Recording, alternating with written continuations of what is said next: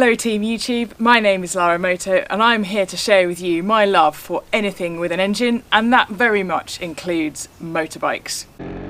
In this video I'm going to cover the 2,000 miles I spent riding this Ducati SuperSport around the Pyrenees. I'm going to help you answer the question, is this motorbike right for you? These questions include, is it going to be comfortable? Is it going to have sufficient mileage? How far can I get on a tank? Is it reliable? How will I navigate? And how much can I carry? And the last bit is the bit I think really matters for most riders is, will I have fun? And for one extra bonus feature, consider watching to the end of this video where you'll get a little bonus surprise about what's particularly special about this Ducati SuperSport. I think you'll be quite impressed. The first question that you're probably going to consider when you're about to take a motorbike abroad or to a different country or just touring in general where you live is it going to be comfortable? Now, most people worry about anything with the word sports in it is going to be too kind of head down, ass up configuration where you're really struggling with your wrists on the bars and you're struggling with your back and you're just struggling with kind of holding your body weight up, as opposed to a bike that has a more upright riding style where you can relax a little bit more.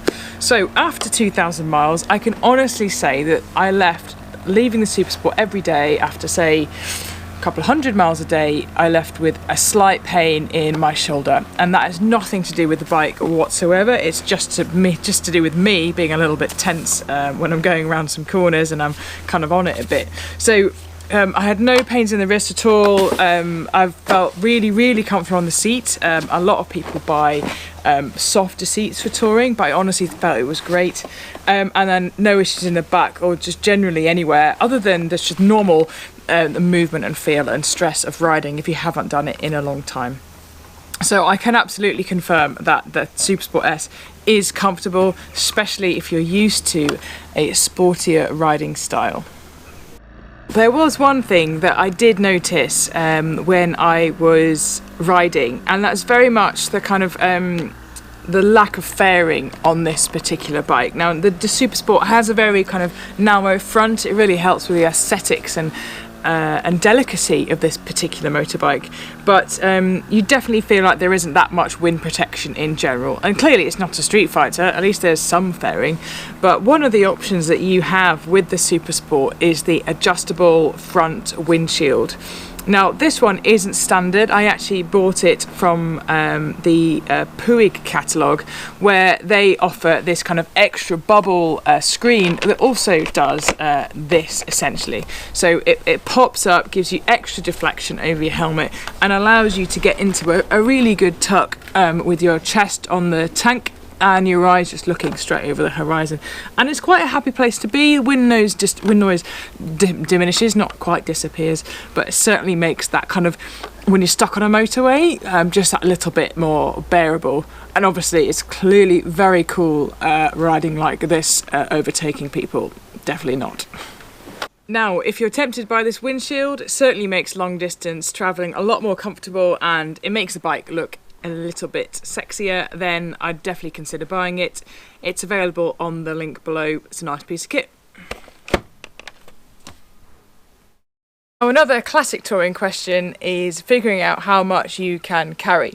Now, I was particularly keen to travel light, as much as this engine has plenty of horsepower, about 110. I was still keen to have a reasonably good enough power to weight ratio to keep up with my fellow comrades who had higher end, more powerful bikes. So I elected to go for the Krieger US 30. Again, if you fancy buying this kit, it's in the link below. But essentially, it's a flexible, carryable 30-litre bag that attaches to the back of the bike through these under-seat straps just here, and then you lock it down. But it's a lot more taut when it's fully packed with kit.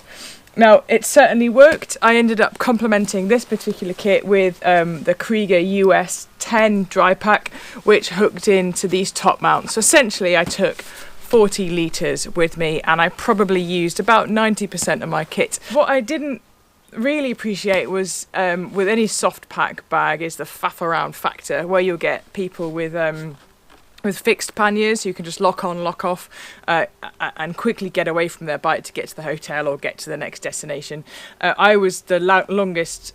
Yeah, I spent the longest time faffing around my Kriega, getting it set up and getting it safe to ride, or taking it off again. So I didn't mind that as much because I don't think panniers are cool, but I can certainly see how they're useful and incredibly efficient when you're touring, especially when it's that fixed luggage capacity. So Kriega, keep it light, keep it simple, and it's an ideal carrying vehicle for your bike.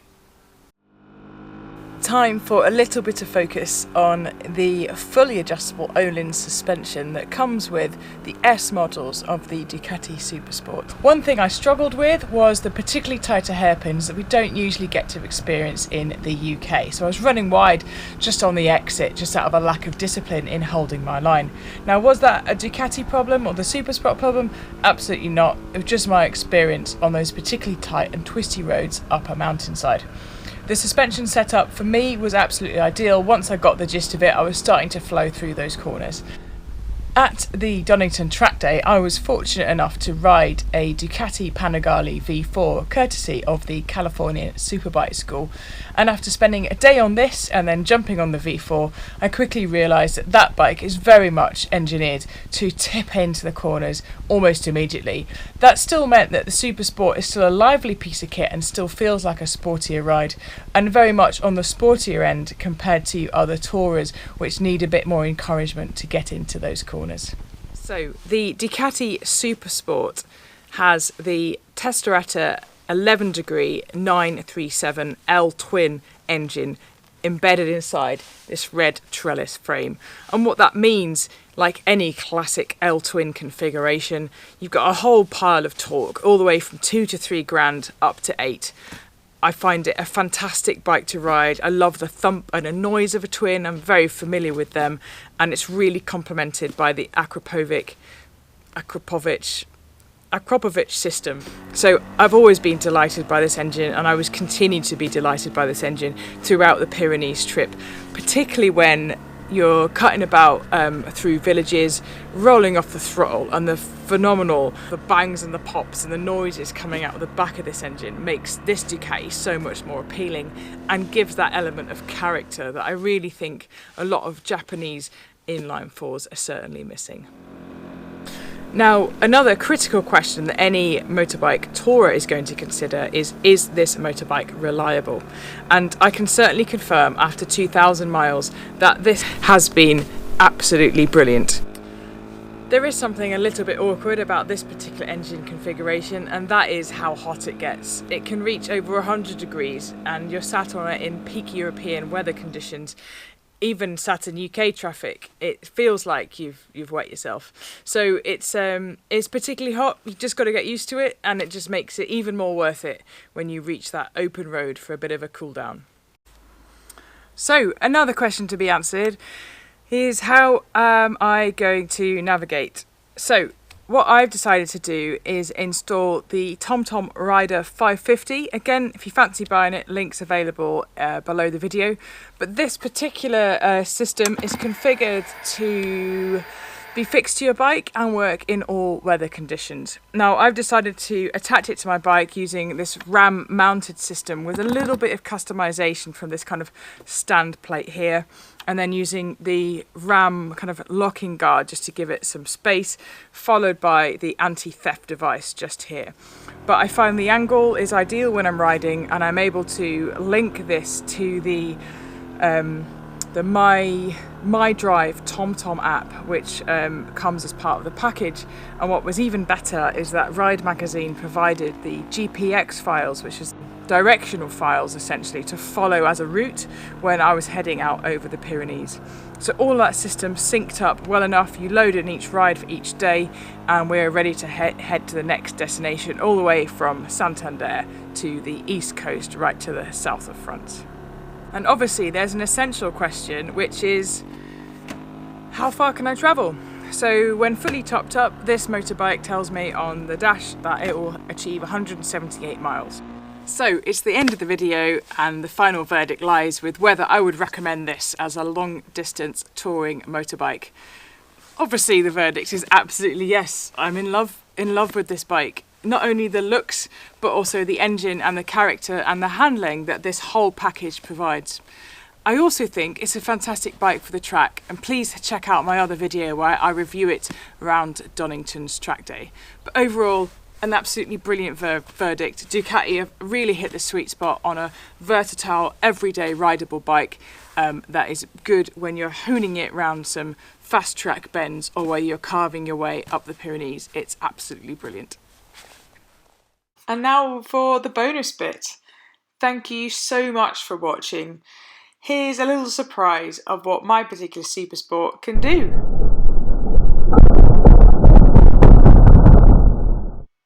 That is a quick video of it backfiring, run at 10% speed to capture those flames. Thank you so much for watching. Please consider subscribing to Laramoto and join the Acceleration Nation.